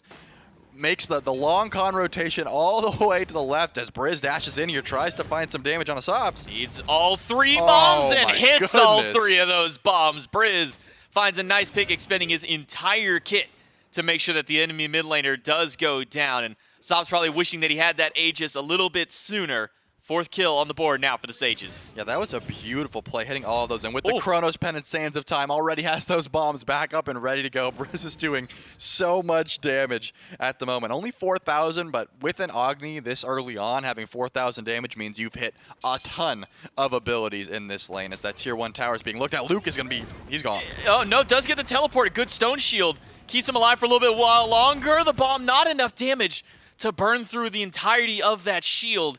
And Luconium will be able to find a path out thanks to the help of his support. Yeah, Sybil pretty clutch there on that stone shield, keeping him alive. But Briz is just attacking anyone that's in front of him right now. Anyone that shows up is getting damage down, as it looks like a big rotation over here on Mando Warrior. Slash does use the ultimate just to get damage up against Mando Warrior, but it's 3 players to try and shut down this cleanest. Some good lifesteal back from the help of the Soul Eater, but it's not going to be enough. Snoopy finds the big crits right after, takes down Mando Warrior. Slash doesn't get to go back to base just yet. The minion wave will slow him down, but it's a 5th kill for the Sages. That's a free gold tray, though, because you put so much pressure onto the right side of the map. Briz saw this immediately and said, I'm not sticking around, man. There's no way I'm 1v4ing at this Gold Fury. So now the Weavers do get to answer back some of the gold that they have lost. I'm actually surprised the Sages didn't just get a Pyromancer in response, but maybe they thought that Luke would make that rotation over. And since he was just pinged, I'm imagining that is what they thought. They didn't want this set to come over. There were some low health bars on the sides of the Sages. So despite the fact that it's 5-0, the Weavers are sitting ahead in gold at the moment, J-Mac. Yeah, that Gold Fury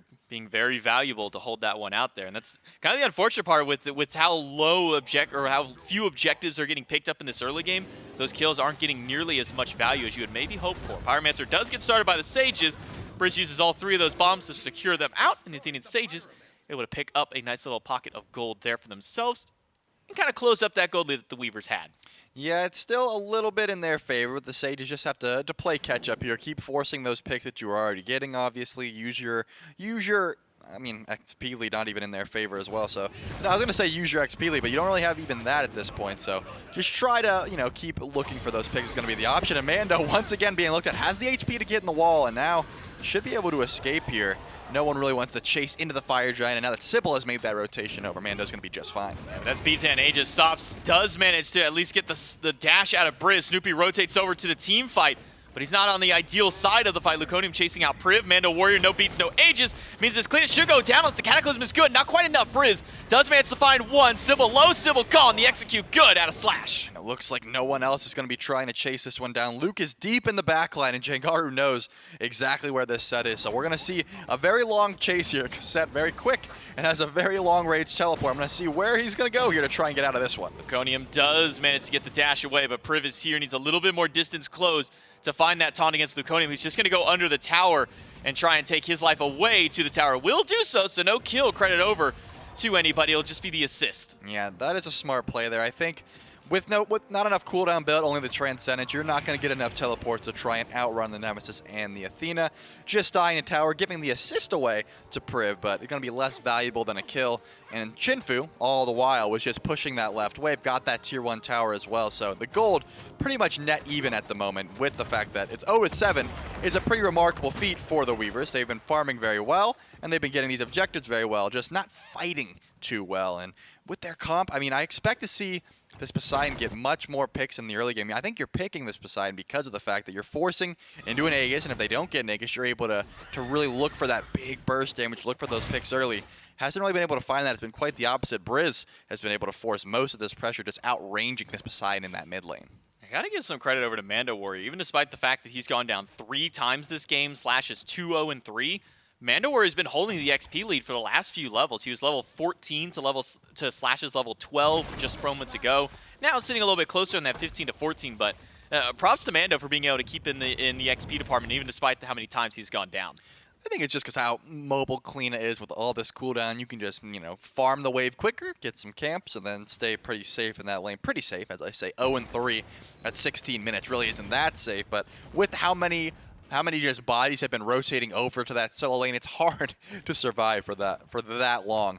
And it looks like there will be some aggression towards this left side of the map. Priv was sort of sitting around, maybe seeing if Chinfu would step up just a little bit too far. Not going to be the case. We're waiting on this Fury respawn. That usually is the go button. This Primal Fury about 16 minutes in has to be the target of aggression because Pyromancer is not going to be up for a little bit longer. But no one really trying to force anything just yet. All relics that are that important are up except for Briz, who's about 15 seconds off on both. So Agni, I'm surprised, is standing at the tower line given the fact that he has no relics.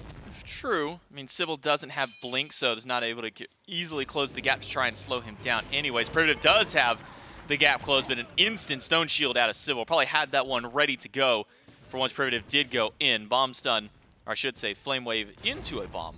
It's going to be good from Briz. Does find one over the wall. Whirlpool into Kraken. We'll get the Aegis from Briz, and that will at least keep the mid laner about half HP. Another stun. Stone Shield is good. Cataclysm finds 2. Mando Warrior finds a lot of damage onto Briz in the backline, but not quite enough to close out the kill. Briz is still alive. Luconium has to chase all the way to the backline while Sops is sitting at 1 HP. Finally goes down to 1-for-1 trade. Both mid laners gone, but now Luconium is out as Jankaru picks up the kill. It looks like Slash is going to be on the run here as Chinfu tries to chase that one down. Mando dashes away very early. Sybil's going to have to go Pilo mode here. There's no way this Kalina can live that long, but she's invisible. Jankaru gonna fall low. Primitive goes under the tower. Not gonna find enough damage. Jankaru once again knocked up. Has to use the double dash to get back away. Chinfu finally finds Slash in that jungle. It took so long to kill out this Achilles, but it makes it a 2-for-2 trade, maybe even more, unless Snoopy can find a way out. The double dash is good. A taunt by Primitive and some damage fired back by Snoopy. The root is good. The shield better, and now Mando can continue to chase. One more shot through, and Mando will find it with the whale. And it looks like Chinfu gets the slow on a Priv as well. Just a few more autos, and that will be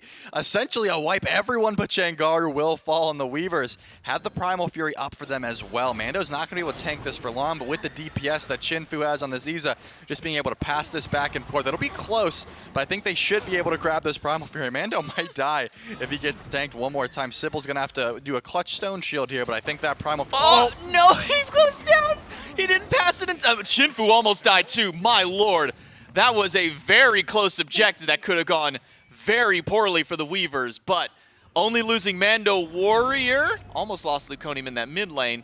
Not the end of the world for the Weavers, but definitely not the cleanest play. Yeah, I thought that Sybil was in range for the shield. Maybe he didn't, because he was in the animation of the rollout. I don't think he could shield in time.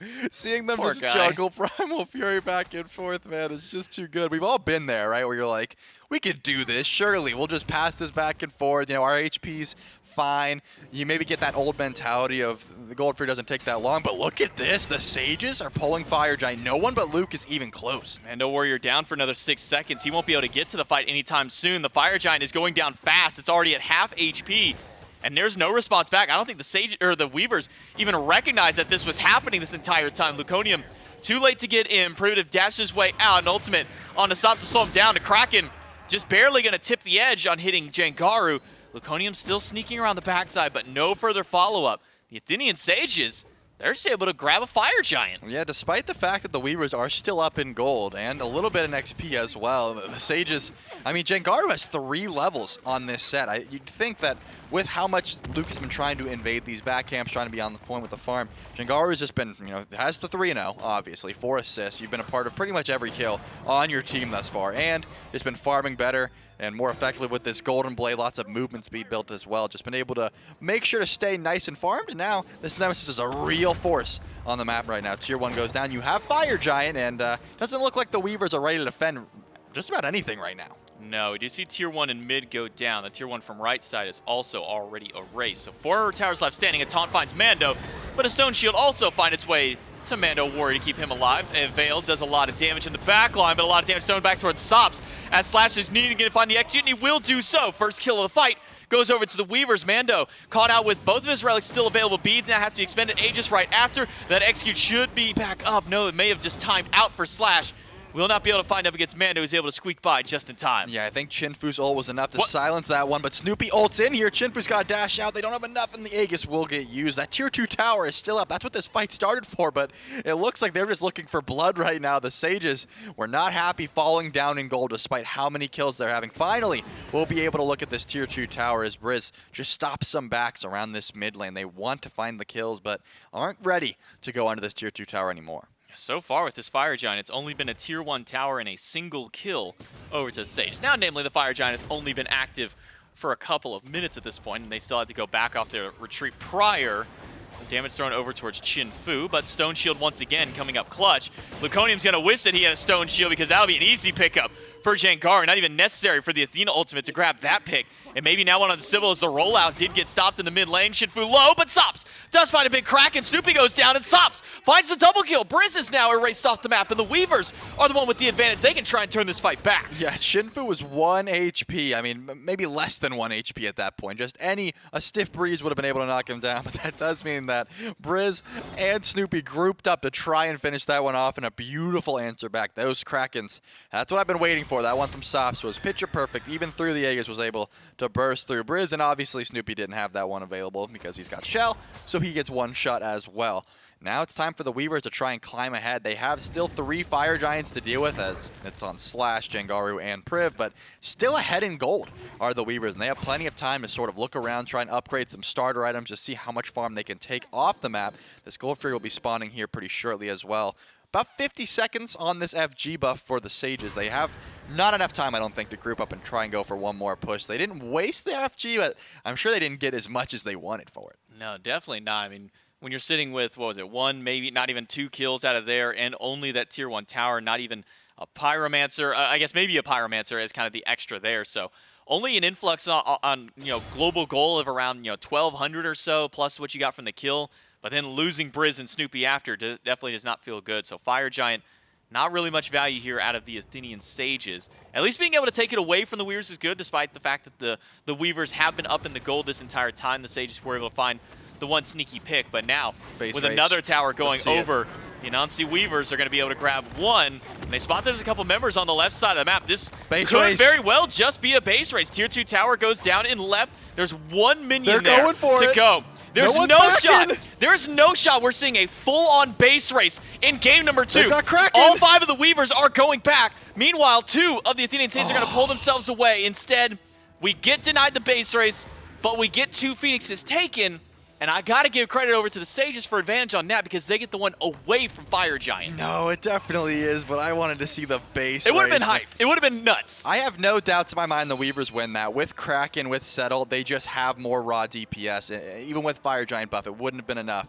If it was just like 5v5, Titan versus Titan, I think the Weavers win that 10 out of 10 times. They also have Mando's ult. I didn't even take the Kleena into consideration. So much Titan burn.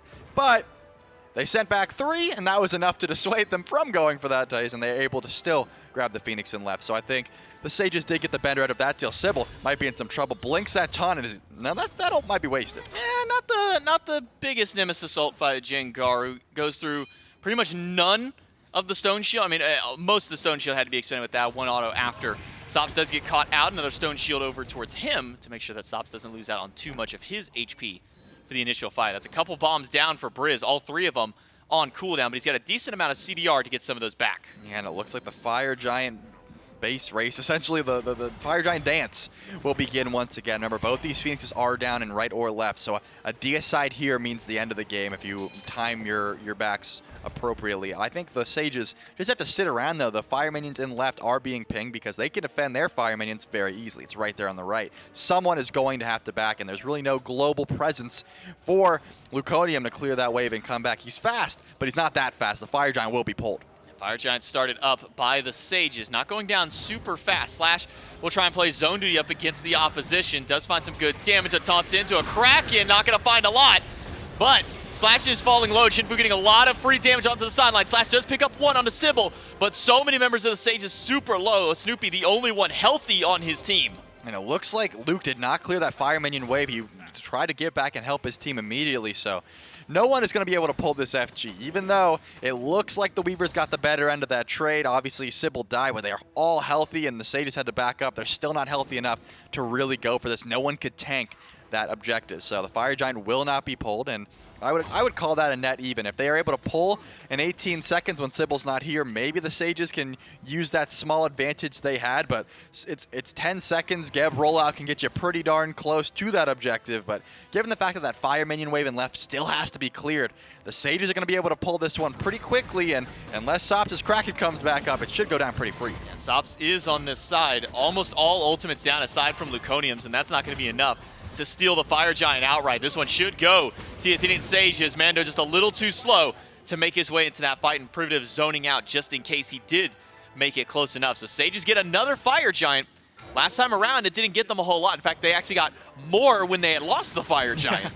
Yeah, they got the Phoenix, but they also lost a Phoenix. Still 2 Tier 2 towers remain for the Sages, and that's going to be a nice influx of gold. Usually at this point in the game, gold doesn't matter too much, but looking at the build, there's a few extra items and starter items that need to be upgraded here. Snoopy gets that Malicious Deathbringer, but hasn't quite upgraded that Cow. There's a few more power spikes I imagine the Sages are looking for here. The Gold Fury is up notably, but pushing down that right side of the map is going to be your best option. You still have your Phoenix down. You have to deal with those Fire Minions. Why not push into them and try to get the opposite side Phoenix in the process? This is one of the first times that the Sages have gotten the gold lead back this game. For the majority of it, the Weavers have at least been able to hold on to around a 1 to 2k gold of their own, but now the Sages finally have an advantage. The Weavers are once again going for some deep or some offense on this left side of the map, see if maybe they can grab a left side Phoenix. Slash is here to defend, and maybe he can slow down some of these backs. Does stop Mando, doesn't stop Shinfu,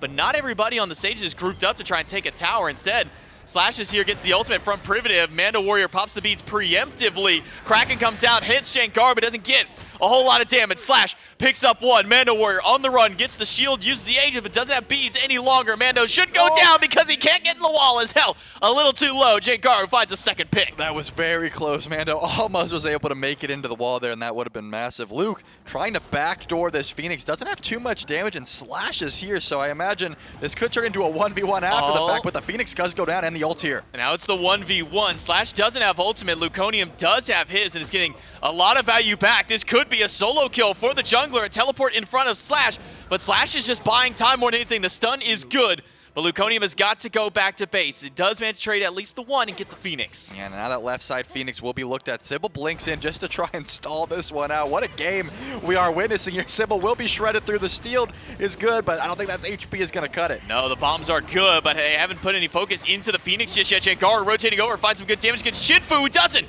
find his way into the stealth. He's going to be gone. Luconium taunted back in, and Shankaru finds the pick for the deicide, but Sops has just come back up from respawn. No Kraken. But he doesn't have that Kraken for a few more seconds. Stun gonna be just off the mark. Briz now has to fight against 2 as Mando Warrior has made his way back in. The Veil is opened up. Snoopy falling low in the backline. Mando Warrior puts in just enough DPS to slow down the Sages. Yeah, Priv can't solo tank this Titan. It's doing too much damage, so backing off here just with one Phoenix and the right Phoenix. They just traded Phoenixes once again. I just realized that's what happened here. Jengaru wants to chase this one back, and Snoopy ults in. Snoopy is in. The Kraken just off the mark because Snoopy's able to get himself away. Jengaru also low. Mando Warrior taunted back in, and Mando gone. Briz finds a kill, and once again, it is just Sops to try and defend against four of the Sages. Sybil has shown up. Cataclysm is available and can be used to slow this one down. Sops does find a pick onto Priv. The Cataclysm finds Snoopy, but Snoopy's able to get himself out of the wall. Sops trying to find that damage, does find a good tidal wave against Briz, and the base defense, once again, is good by the Weavers. Yeah, Sops has a lot of movement speed here trying to chase this one down. They have a few different targets they could go for, but it doesn't look like Sops has the beat, so one stun from Briz could mean death. Snoopy is going to be the target here. It's a lot of time before that ult's available. Trying to back is his only option. Oh lord, he's zooming, but Snoopy's got some crit damage, needs a lot of them to slow it down. The Whirlpool, not enough damage, but Sybil crashing him from behind, gonna find him. Just after dashing out of the wall, Sybil, the hero play to slow this one down. That looked like for a second that Sybil just killed him from the wall, but Snoopy dashed in and dashed out immediately. It wasn't enough, and once again, just trading Phoenixes are the Sages. That's their second Fire Giant. The gold lead, pretty similar. I mean, it's only about 3K in favor of the Sages. They didn't touch those tier 2 towers. They are still standing tall.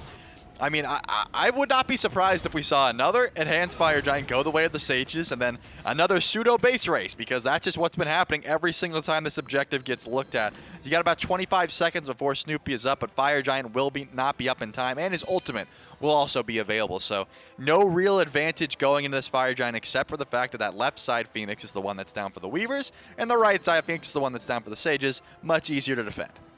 Maybe a little bit of hope being that Snoopy won't have beads for about 60 seconds after his respawn. So maybe a target for Sybil to try and go through to try and get some damage. Slash is going to eat the full brunt of the Kraken, has the ult to get away from the knockup at the very least. Privative is being dove on by Luconium, who's just being a menace in the backline, but now Luconium low, uses the beads and the Aegis try and get away. Jengaru dashes in, and he'll find the kill up against Luconium. Privative doing everything he can to try and hold off the triple damage dealers out of the Anansi Weavers. They're not going to find quite enough. The Whirlpool will slow down the push by the Sage. Mando Warrior, full HP, doing a lot of damage back, but now has to use his own beads to dash himself back on out. Briz does find a stun. The bombs are good, but the stone shield is even better, and Shinfu with the crits on the sideline. Fire Wave is on Titan, though, and it's going down fast. All the Sages have to do is stop some backs here. Sybil blinks in, though, and Briz is going to fall. The Titan's going down, though. The Titan is down to about 40% health, but with players going back, this Titan should still be alive to hold itself on out. The Weavers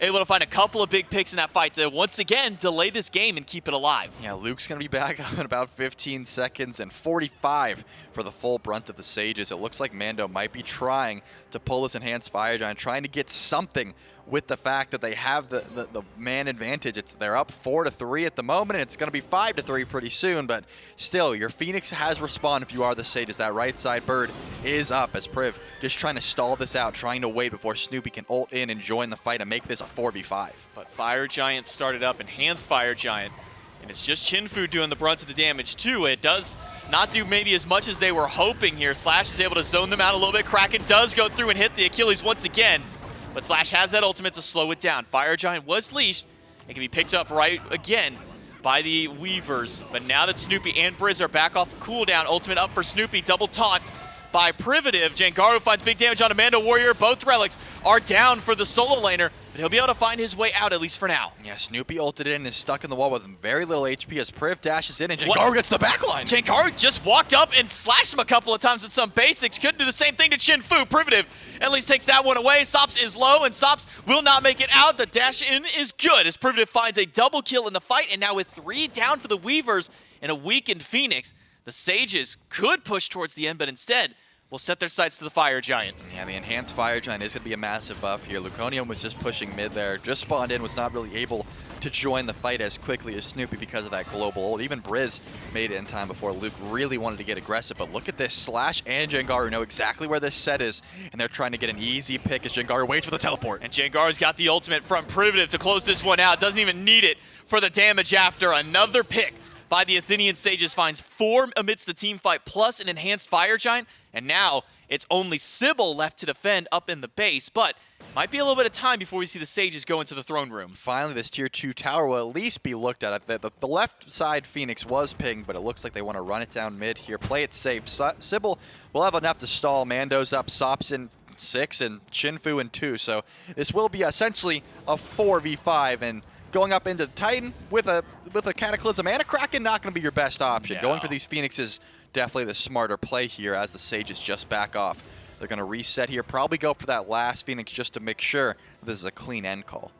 They will make their way back to base, pick up any final power spikes that were necessary, such as an Elixir of Power for Jengaru. He's able to full buy that 3k pot and a red potion on top of that. So a lot of power influx by Jengaru coming back in this fight. I mean, Chinfu needs to get some penetration on that. I don't know if you saw that 45 damage crit onto Slash, but that's how much he is doing to someone with Spectral Armor right now. Chinfu does no real, the Silver Branch or the Dominance. One of those needs to be built ASAP because he's not really able to output that much shred. We see the Kraken come through on a Slash more often than not, but the physical damage just simply is not there until some penetration gets online. Short bow is built, so Silver Branch is on the way. It can't arrive here quick enough, though. Right now, the Enhanced Fire Giant, you got 2 birds down, and your Titan is about to be sieged. Grouping on the right side, just 3, and with Enhanced Fire Giant, minions aren't really necessary to try and push that one down. Sybil and Sops both have ult. Blink is available to Sybil if he can find a big Cataclysm to set up for Sops, but it's all relics up across the board. Mando Warrior inside the wall, dealing a little bit of damage back. These minions are going to get slowed down by Sops at the very least. Athenian Sages playing patiently. They sent Jengaru off to the left side here in this mid lane to deal with Luconium. And the Weavers are kind of split their attention a little bit, not really fully committing to a defense on this right Phoenix. Yeah, I don't think the bird's going to live that long with Enhanced Fire Giant. Sybil blinks in but misses the ult. The Cataclysm's going to be off the mark. Sops is going to be down about half of his HP. Sybil finds his way back to the rest of the team. All 5 of the Athenian Sages grouped up on the right side of the map. The Phoenix still has not gone down. Jengaru's snoopy's the 1v1 against Luconium. Snoopy's going to have to come in and bail him out, and Snoopy will do so. Luconium goes down. Kraken and the Silence still up for Chinfu. Their ultimates could come in clutch for the team. The Jengaru's going to end. And no, Snoopy and Jengaru's just going to go right to the backline. Look at that fire minion wave. Briz is able to pick up Mando Warrior. Chinfu's going to go down after, and that should be the end. Kraken is up for Sops, but it's going to be Aegis out by Briz. And Jengaru will close out the game. The Athenian Sages in another long-winded 36-minute game will take this set. Yeah, the Weavers, they had a solid fight back there, but it's so hard to come back when 2 of your Phoenixes are down. No one's able to push out those fire waves. I mean, you said it. Luconium was winning that 1v1 versus Jengaru, but so much global presence. Snoopy says, oh, you need some help? I got you. I'll just join the fight. We clean that one up. And Jengaru's like, I could help you guys on that Phoenix, or I'm just going to go walk in and end slowly, and that's what you do. You split their attention. It's so hard to form a defense. We can't just put 5 people under this Phoenix when there's fire minions everywhere. Yeah, especially when you're already down a man, and the fact that they have that double global, all it takes is, mentioned earlier on in the game, your 1v1 is now turned into a 1v2 or even a 1v3, and unfortunate for Luconium, that 1v2 does not go in his favor anytime soon, especially with how even the game was at that point. With that, though, the Athenian Sages are able to find the 2-0 victory over the Anansi Weavers and get themselves started off right and start off early in Phase 2 of the SCC, able to keep themselves up and kind of tie themselves with the rest of the playing field. Obviously, it's only Week 1, so kind of looking at standings doesn't really matter as much in that regard, but overall, just a strong game out of both these teams. I got to give credit to the Weavers. Their farm game throughout the majority of this early and mid-game was pretty solid. Yeah, given the fact that, I mean, not half this team, but a good portion of this team, about 40% of this squad is new. I think they do have some growing pains to go through, but as you mentioned, even though they were down 7-0 or something at the beginning of this game, they were still pretty solid, even ahead in farm because of their objective play. I think they have a lot of room to grow here, but we've seen 3 NASCC sets and 3 2-0s at the end of this one. Yeah, so far, at least in North America, nobody wants to go to that 3rd game. Briz in the mid lane, able to find some big picks on the Agni early on to the game. Didn't quite put up the 50k player damage we saw the Thoth last time around, but that's always hard to match. Still being able to output 25k, at least here in game number 2.